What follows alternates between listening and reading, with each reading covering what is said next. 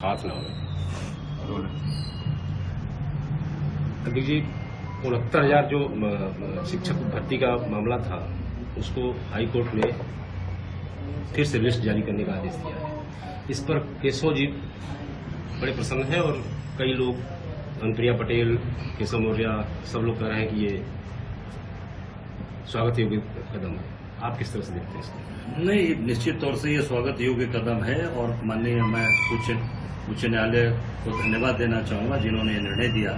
आपको याद होगा कि इसी जब ये 69,000 शिक्षक बेचारे सालों से सड़क उतर के लड़ रहे थे, तो इसी केशव मौर्य के इशारे पर पूरी तरीके से इनको कुचलने का काम किया था यहाँ की पुलिस ने, यहाँ की सरकार ने।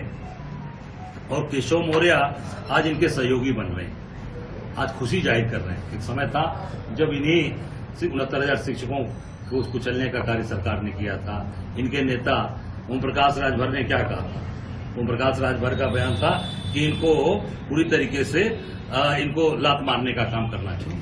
ठीक है, ओम प्रकाश राजभर ने कहा था। आज यही लोग, सरकार में बैठे लोग, आज प्रशंसा कर रहे हैं, सबसे पहले ट्वीट कर रहे हैं। पूरी तरीके से ये सरकार के लोग आरक्षण विरोधी हैं, दलित विरोधी हैं, पिछड़ी जाति के विरोधी हैं।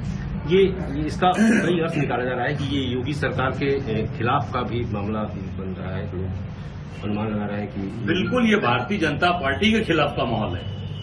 ये योगी सरकार पूरी भारतीय जनता पार्टी की सरकार के खिलाफ, कि जो आज डिप्टी सीएम या मंत्री जो लात मारने की बात करते थे, जो लाठी चलवाते थे, आज उच्च न्यायालय का फैसला आया है तो उस पर अपनी खुशी जाहिर कर रहे हैं। मैं उच्च न्यायालय को हृदय की गहराई से धन्यवाद देना चाहूंगा कि उन्होंने न्याय किया। अब इसमें आम आदमी, सब साधारण आदमी को न्याय मिल पाए। मुंडा घोटाले में कर्नाटक के मुख्यमंत्री के खिलाफ मुकदमा चलाने का राज्यपाल ने अनुमति दी। किस तरह से? ये पूरी तरीके से भारतीय जनता पार्टी की साजिश है कि कांग्रेस के जहां भी लोग हैं उनको कमजोर करना, उनके खिलाफ मुकदमे चलाना। इतने घोटाले किए भाजपा के सीएम कर्नाटक के येदुरप्पा ने, क्या हुआ उसका? खुलेआम सारी चीजें तय थी, 40% तय था, कुछ नहीं हुआ उसका। कांग्रेस के कार्यकर्ता काम कर रहे हैं, कार्यकर्ता वहां के सीएम काम कर रहे हैं, तो उनको कैसे भी उन्हें प्रताड़ित करना और उन्हें बदनाम करने पे भारतीय जनता पार्टी के लोग काम कर रहे हैं। ये राज्यपाल क्या केंद्र के इशारे पर काम कर रहे हैं? बिल्कुल, केंद्र के द्वारा ही नामित है, भारतीय जनता पार्टी के लोग हैं। और पूरी तरीके से जैसे आपने देखा बनारस के चुनाव में, मोदी के चुनाव में 8 राज्यपाल घूम रहे थे, चुनाव प्रचार कर रहे थे।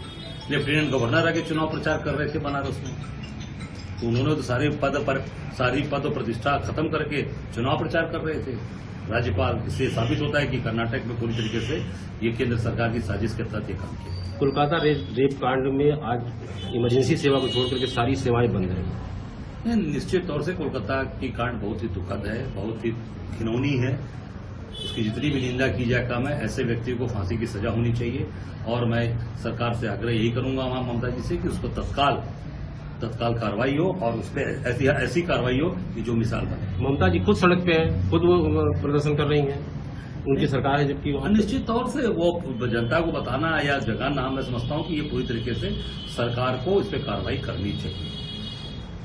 अच्छा, ये जो 10 उपचुनाव होने जा रहे हैं, इसमें किस तरह का आपका समीकरण है? आपकी पार्टी का क्या समीकरण? मेरा समीकरण है, 10 मिलकर लड़ेंगे, 10 की 10 जीतेंगे डंके की चोट पर।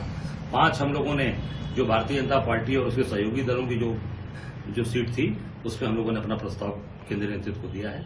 बाकी निर्णय केंद्रीय नेतृत्व को करना है। समाजवादी पार्टी तो 10 सीटों के लिए प्रभारी नियुक्त कर दिया है। 10 सीट वो तो जो कोऑर्डिनेशन की बात है ना, 10 तो हमने भी किया है, तो कोऑर्डिनेशन की बात हो रही है। वो 10 के जहां पर वो लड़ेंगे वहां हमारे कांग्रेस के लोग काम करेंगे, जहां हमारे लोग लड़ेंगे वो समाजवादी के लोग काम करेंगे। तो कोऑर्डिनेशन के तहत वो 200 सीट की इंचार्ज, तालमेल के साथ लड़ाई होगी। बिल्कुल तालमेल बना हुआ है, तालमेल के साथ इनको भारतीय जनता पार्टी को हराएंगे। कितना उम्मीद है इस उपचुनाव में कितनी सीटों की? अब ये आप समझ सकते हैं कि अभी 2 स्टेट के चुनाव घोषित हुए, उसके साथ 10 नहीं हुए हैं।